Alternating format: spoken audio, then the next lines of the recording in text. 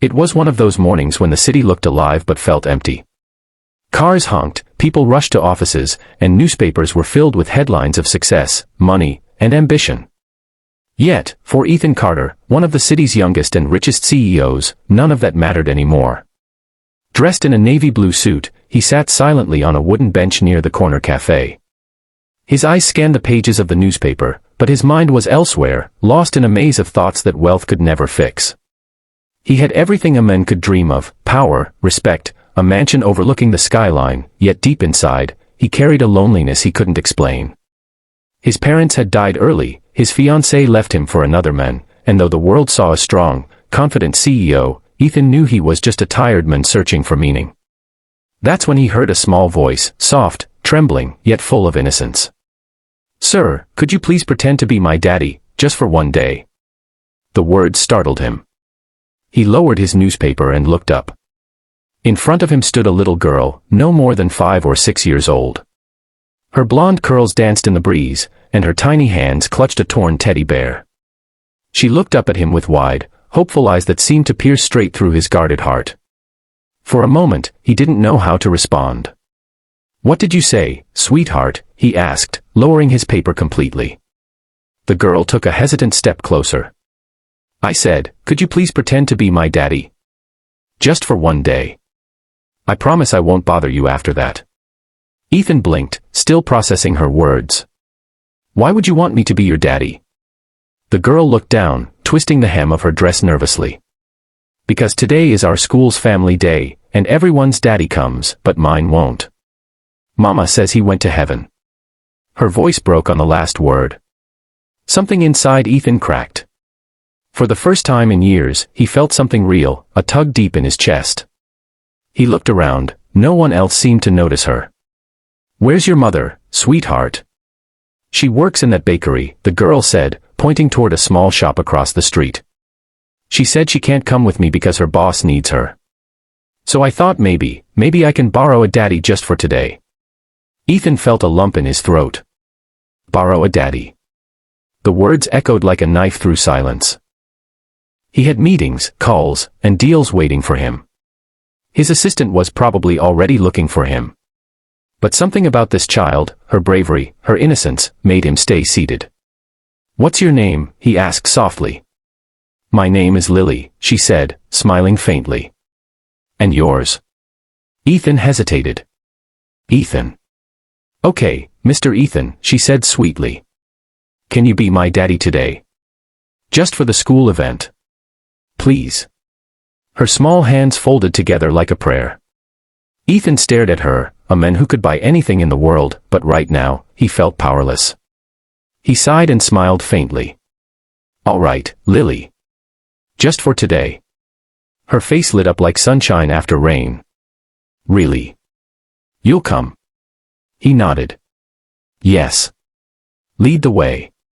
And so, holding his hand tightly, Lily led the billionaire CEO down the street toward her small neighborhood school. People passing by smiled at the unlikely pair, the powerful man in a tailored suit and the tiny girl in a faded dress. When they reached the school, other parents were already gathered with their children. Laughter filled the air. Some men were carrying their kids on their shoulders, mothers took pictures, and teachers greeted everyone warmly. But when they saw Ethan, whispers spread through the crowd. Who was this man in a suit? He didn't belong here. Yet Lily proudly held his hand, ignoring everyone's stares. "This is my daddy," she shouted to her friends. "He came for me." Ethan's heart skipped a beat. Something about hearing those words, "my daddy," felt strange yet beautiful. He bent down and whispered, "Lily, do they know?" "I'm not really." She nodded quickly. "It's okay. You are my daddy for today. That's enough." Throughout the event, Ethan found himself laughing, genuinely laughing, for the first time in years. He painted with Lily, played games, and even joined a silly dance competition where kids pulled their parents onto the stage. The crowd cheered, and Ethan felt a joy that no board meeting could ever give.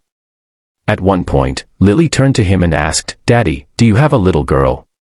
Ethan shook his head. "No, sweetheart." She frowned. "That's sad. Every good daddy should have someone to love him." He smiled weakly. Maybe I was waiting to meet you. She giggled and hugged him tightly. And in that moment, the cold-hearted CEO felt warmth melt his walls away.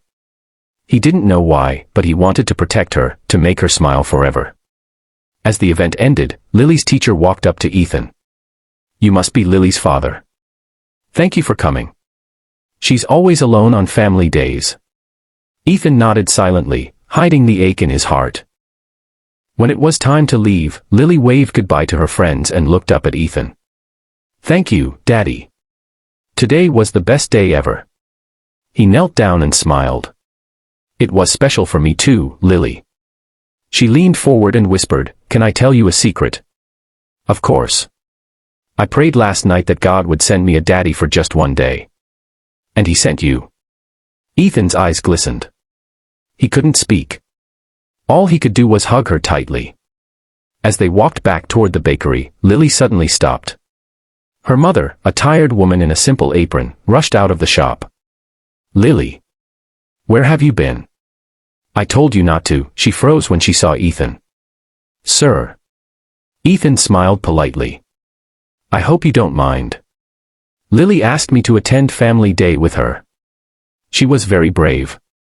Tears welled in the woman's eyes. I don't know how to thank you, sir. You don't need to, Ethan said softly. She gave me something I didn't even know I needed. Lily hugged him one last time. Goodbye, Daddy Ethan. He smiled. Goodbye, little angel. As he walked away, something inside him had changed forever. He didn't know it yet, but this was only the beginning, the moment that would lead him back to faith, love, and family. If this story touched your heart, don't forget to subscribe for more inspiring tales like this. Somewhere out there, one small act of kindness can change an entire life. Hit the like button, share this story, and remember, love often finds us when we least expect it.